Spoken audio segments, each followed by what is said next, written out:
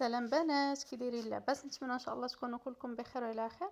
اليوم غادي نشارك معكم لاصوص ديال البيتزا، طريقه سهله كنصايبوها غير في الفران. هنايا خديت كيلو ديال المطيشه، خديت هاد الطوماط سوغيت، ناخذوا اي مطيشه كبيره ولا صغيره راه بحال.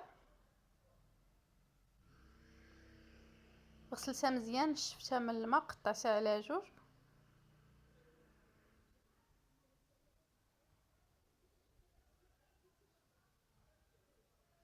درتها في الطاوه مفرشه في بورق ديال الفرن، رشيت عليها شويه ديال الملحه ورق سيدنا موسى، واحد جوج وريقات.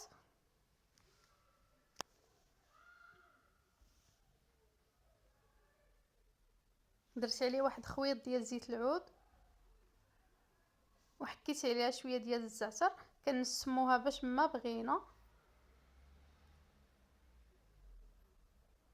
هنا الا بغينا الطواجن ولا بيتزا لي بات نديرو فيها الزعتر، الثومه الا بغينا، الازير،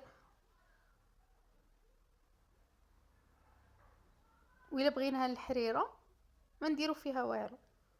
هنا درتها في الفران حتى طابت وحيدتها، طحنتها في الهاشوار.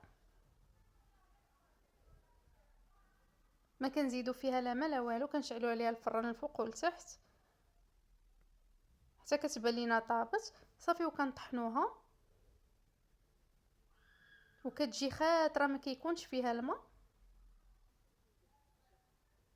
كنصفيوها من ديك الزريعه والجلده ديالها.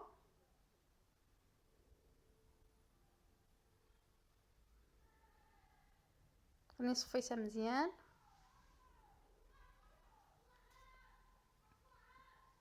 ها هي لاصوص من بعد ما صفيتها، كتجي خاطره وزوينه. نتمنى ان شاء الله تعجبكم. بالصحه